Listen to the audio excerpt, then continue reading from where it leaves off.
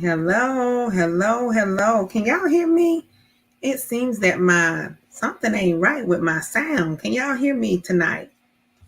Hello, please let me know if you can hear me. I'm trying to figure out what's going on here. Can y'all hear me? Hold on. Can you hear me?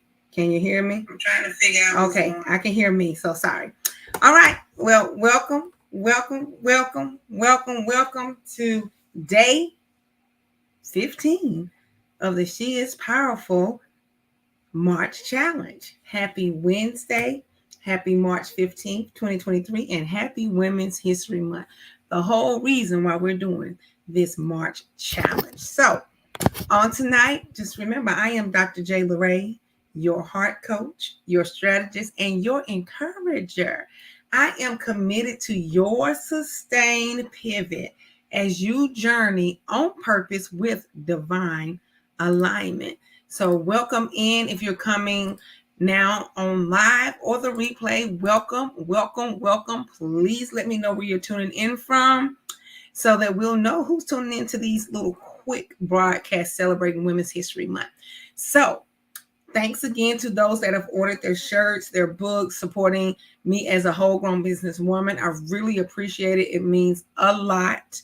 Now, for the fact, you'll see that today I'm talking about women social workers. I'm talking about social workers. Every day, I'm honoring different women, different sets of women, or a woman. And today, social workers were on my heart. And I'll explain more as I go through this broadcast. But the fact for this evening about women is there are more women social workers than men. Did you know that? There are more women social workers than men.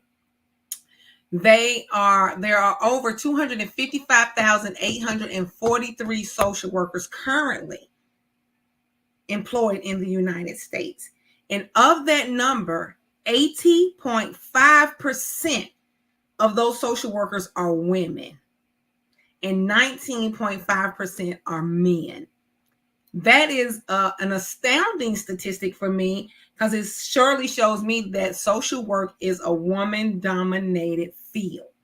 So out of 255,843 social workers in the United States, 80.5% of all social workers are women and 19.5% are men. The most common ethnicity of social workers are white, 58.5%, followed by Black or African American at 19.9%, Hispanic or Latino at 12.3%, and unknown is around 5.5%. Now, the industry in which social workers are serving was interesting as well. The highest paying industry is the government, which wasn't a surprise to me, but they also serve in many other fields such as healthcare, nonprofits, professional, and education. So in all of those industries, you have a good number of social workers serving. Why am I highlighting social workers, women social workers on tonight? Well, I am honoring those social workers because they make a difference. I'm not sure if you've moved in any of these industries, government, education, healthcare, professional, nonprofit, and needed a social worker for what you were living through on your journey. Well, guess what? I am living it right now. And I have the utmost respect and honor and love and appreciation for social workers. So I want to lift up women social workers because those are the only ones that I've dealt with on this journey with my husband since he became ill with cancer and started going through this cancer battle in 2017. Every social worker has been a woman, and guess what? A Black woman. So now we see the statistic that it is a highly dominated area for women, but it's more white social workers than Black, only 19.9%. And we have been graced to have a Black woman social worker in all the spaces that we've had a social worker along his cancer journey. Now, I want to call out a few of them on this evening. I know I may not mention all the social workers that I ever worked with or that served me. Please forgive it. Charge it to my head, not my heart. I love all social workers. I think your work is just as important as what I love is education. I think social workers have such a special job. They have such a delicate space that they have to serve dealing with families in crisis. I'm dealing with families that need assistance, that need compassion, that need empathy. So I honor women social workers. So a few that I'm going to call out. I want to start with my husband's palliative care team. And that team was provided through our insurance, and they were all women, all Black women. But the social worker on that team, let me tell you, to this day, she still calls me, though they are not responsible for his immediate care. That social worker calls me. Grace and peace, Ameltria. Thanks for tuning in. She calls me. She checks up on him to see where he is along the journey, what's going on. And guess what? If I call her, immediately I'm going to get a call back, and whatever she can do to help me, she helps me. She guided me through some of the toughest situations that I've been through in the last 6 months or so. She has been absolutely amazing. And she served on a palliative care team with a chaplain, a doctor, a nurse. So that team was amazing. They are not directly responsible for him now because he's moved on to a couple of places since then, but they are still supporting me. So that social worker has been absolutely amazing. When I didn't know what to say, what to do, what the next step should be, all I had to do was give her a call, and she guided me along the way. And let me tell you, her guidance has been amazing. It has helped me to be an advocate for my husband in so many ways. So the next team that I want to honor in regards to social work is the Emory facilities that my husband was at. He's been at 3 Emory facilities since December. 2 Emory hospitals and an Emory long-term care. At each facility, the social worker was a Black woman. And again, they reached out. They walked with me lockstep. They gave me insights. They gave me guidance. They gave me support. When it was time for transitions, they were right there. They always helped me to think ahead of what was coming, what I needed to do, what's the best thing to do, all of the things. So I'm so grateful. We're celebrating women social workers. Where are you tuning in from? Where are you tuning in from? Let me know. Welcome in, everyone. So then the next the next woman that I want to highlight is my husband then went from those Emory places, which he went to 3 different ones, to a rehab facilities. Now, this particular social worker, her name is Tessa Davis, and I told y'all, I think last week, that I was going to talk about her and honor her because she has been, I don't even know if I have the word for it. I was lost in the space when he went to the rehab center because, of course, I've never journeyed there. I didn't know what to expect. I didn't know what to do. I know what I know, but she knew what to do. She knew how to move. She knew what I needed to do as a wife, being a caretaker for my husband, being an advocate for my husband. She knew. She has been such a wonderful social worker, and God made it so that when I toured the facility that he was going to, she was the person that did the walkthrough. She provided personal numbers. She allowed calls after hours, weekends, and so did some of the other social workers too. But I wanted to lift up this one because this particular center did an amazing job getting my husband through a very tough space. And she was a wonderful Black woman social worker. And then last, my husband now has a social worker on his hospice care team. And I met the social worker for the first time yesterday, another Black woman. Go figure. Another Black woman celebrating women and social workers, women who move in the social work field. This woman on his hospice care team is so calming. I can tell that she's had a different type of training, right? Because his social workers at other places served him in other places of the journey. But now that he's in hospice care, and this is a social worker for hospice care, she's so calming. The way she asks questions, the way she gives information, the patience that she has, the demeanor, the tone, all of that. So social workers, shout out to you. I highlighted those serving in healthcare because they've touched my husband in the past 8 months. But guess what? You got social workers serving in education. You got social workers serving in government and nonprofits, private, professional. Shout out to all women social workers. Social work is a very, very, very delicate career. And I thank you for doing it, especially being a woman in that space. Now, about me, I'm a whole grown woman. I'm going to tell you that every night. I'm a whole grown businesswoman. And tonight I am highlighting being a whole grown wife, serving as a whole grown caretaker and a whole grown advocate for my husband. I shared much of the journey a little bit ago when I talked about the social workers that's been a part of his journey since he's been battling cancer, brain cancer. But for me, as a wife that's a caretaker, anybody that's ever been a caretaker, ever served in that role, be it as a wife, a sister, a daughter, or whomever in your family, if you know, you know. Caretaking is not for the faint at heart. You have to journey through a lot. Things come at you daily that make this journey different. You have to be the caregiver. You have to be the advocate. You have to be the confidant.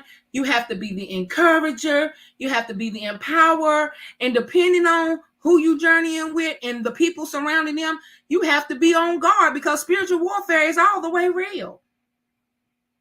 Hello? In the midst of being a caretaker, you having to fight spiritual warfare that ain't even necessary. So yes, I'm a whole grown woman. I'm a whole grown businesswoman. I'm a whole grown wife and a whole grown caretaker and advocate for my husband, having to fight battles that's not necessary. But guess what? God equipped me for the fight. And we always win, win, win, win, win. In the words of Chief Apostle Dr. Sybil Sloan, we always win, win, win, win, win. Grace and peace, Tanya. Thank you for tuning in. So that's about me tonight. I'm going on and I'm going to my empowering quotes and my encouragement, y'all, because I'm encouraged daily. And I hope that these snippet of Women History Month lives that are part of this challenge encourage you in some way or another as I share about my life, as I honor other women in spaces, as I give you facts, and now as I give you these empowering quotes. So the first quote for tonight is, she was powerful, not because she wasn't scared, but because she went on so strongly despite the fear. And that is by Atticus, Atticus. It says she was powerful, not because she wasn't scared, but because she went on so strongly despite the fear. We often as women have to do it afraid. We have to do it in the face of adversity. We have to do it shaking in our boots. We have to do it with many unknowns. We have to do it with power and authority. We have to do it afraid. Even if we're scared, we still have to go forward and do it so strongly despite the fear. And women, we were built for it. So I know you have many testimonies you can share where you did it afraid. I know I do. I'm doing it afraid right now as a caretaker. Never been in this space in my life. Seen my mama do it. In many, many, many instances, seeing my aunties do it. In many instances, seeing some cousins do it. Seeing some friends do it. But I've never had to be the one. And I can tell you, if it was not for my mother, I don't know where I would be right now. Because this thing is different. If you know, you know. Hashtag IYK. If you know, you know. Caretaking is a whole nother level of living. Second quote as I close. Take criticism seriously, but not personally. If there is truth or merit in the criticism, try to learn from it. Otherwise, let it roll off you. Let it roll off you. And that is Hillary Clinton. Let me read that again and dissect that a little bit because this is good. It says, take criticism seriously. I know I haven't always been in a space to take constructive criticism seriously. Welcome, Grace and Peace, Latasha, Director Latasha. Glad you could join. Taking criticism seriously, but not personally. I was on a meeting last week with some of my colleagues, and we had an icebreaker. And the icebreaker was, are you open to criticism? Constructive criticism. And, everybody was like, yeah, but one person said something that was so poignant. Grace and Peace, Latoya. They said, yes, I am open to constructive criticism, but it really matters who it's coming from. I can't receive from everybody. I thought that was so powerful. And the fact that they knew that. So it all depended on the character of the person given that constructive criticism that they could take it. Right? So the quote says, take criticism seriously, but not personally. So first of all, you can take it, but it don't have to ever be personal.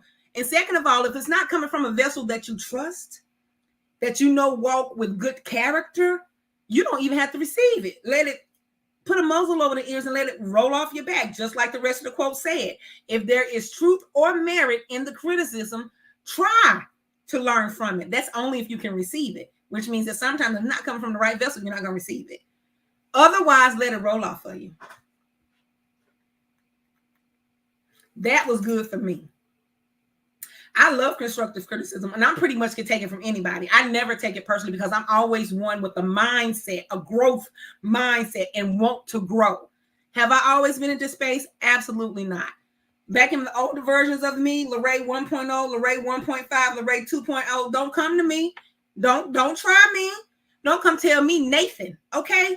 Because I'm coming for your neck because I could not receive it. I took it personally, but it was with growth spiritually that God prepared and equipped me to be able to have an open ear for constructive criticism. And sometimes it was stuff that really had me in a space to learn. But sometimes I was like, their perspective is off. They are looking through a different lens that has nothing to do with my journey and where I am. And I'd be like, oh, okay, thank you. And guess what I did? What the quote say? Let it roll off your back. Let it roll off your back. So as I close, I'm going to say this quote again because this is a good one. This is a good one. And I'm glad that it resonates with many of us because it says, take criticism seriously, but not personally. If there is truth or merit in the criticism, try to learn from it. Otherwise, let it roll right off you. And that is by Hillary Clinton. Like water in oil. Bye-bye. And you don't even got to be rude with it. You ain't got to be like, what you talk about? You ain't making no kind of sense. Because that's what I would have done back in my other days, right? Like, nah, dog, you ain't talking to me. But now it's like, oh, okay, thanks. And I'm moving on about my business. Deuces, like in my head, like, yeah, you ain't talking to me. But I don't verbally say it now because I got more wisdom. I have more wisdom today. So let's move with wisdom, okay, ladies, women, as we move in all of our power, all of our authority, decreeing and declaring that we ain't going nowhere. Let's move with wisdom. Still move with kindness, even when it don't make no sense. Don't take it personal. Let it roll off of you and keep it moving and keep showing up the way God has told you to show up. Now, thanks so much for chatting it up with me for day 15. Halfway through this thing, tomorrow the 16th, we'll go to the 31st. So I'm almost to the halfway point. Proud of myself for taking this challenge on and being committed. Listen, commit to something that you haven't committed to before. Push yourself. Do you know how many days I did not want to come on here and do this live since March the 1st? Do you know how many days life has had me to the point where I hit go live at 11:56 or 11:57, but I pressed on. Press on, my sisters. Press on. Make a decision. Stick with your decision. Be committed to your decision and do it daily. Commit and move forward no matter what. Because life is going to life. People are going to people. And things are going to thing, if that even makes any sense at all. But we have to move forward with our commitments because we are pressing forward. Press on, my sisters. Press on. Happy Women's History Month. Thanks for chatting it up with me for day 15 of the She Is Powerful March Challenge. And I will see you beautiful souls on tomorrow for day 16. Good night.